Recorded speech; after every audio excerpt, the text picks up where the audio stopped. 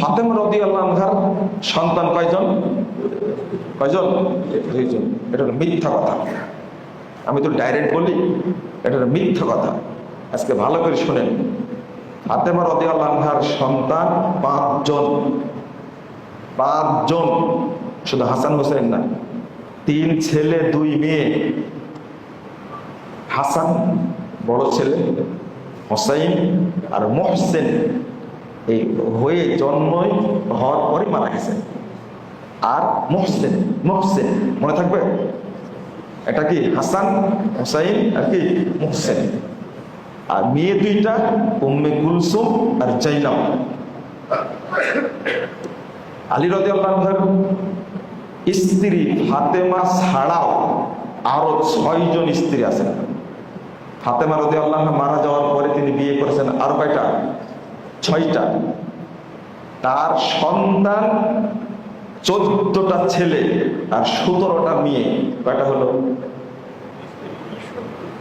শুধু কয়টা হলো? 31। তাহলে শুধু হুসাইন হুসাইন বলার কারণটা কি? এটা কি শুনবেন না? এইটা আমাদের জানার ঘাটতি। তাই এতদিন জানতাম ফাতেমা রাদিয়াল্লাহু আনহার সন্তান কয়টা? 2টা। আজকে জানলাম কয়টা? 5টা সন্তান। এবং আলী রাদিয়াল্লাহু আনহুর 14টা যে ছেলে সন্তান, এই ছেলে সন্তানের মধ্যে নাম কি কি জানেন? আশ্চর্য! আবু বকর, ওমর, ওসমান। নামগুলো কেন বলছি? নামগুলো বলার কারণ হলো, এই শিয়ারা বলে থাকে আবু বকর এবং ওমর রাদিয়াল্লাহু আনহুমাকে আলী খলিফা হিসাবে মেনে নেননি।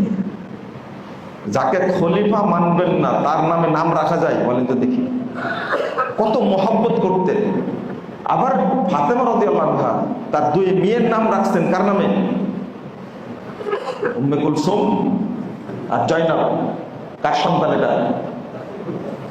আর রাসূলুল্লাহ সাল্লাল্লাহু আলাইহি ওয়াসাল্লাম।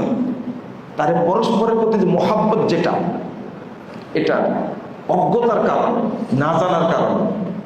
প্রশ্ন হলো, হোসেন রাদিয়াল্লাহু আনহুকে নিয়ে এত মাতামাতি করে কেন?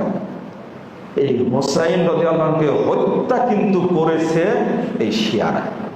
এরাই হত্যা করেছে, ইতিহাসটা চেঞ্জ করে দিয়েছে।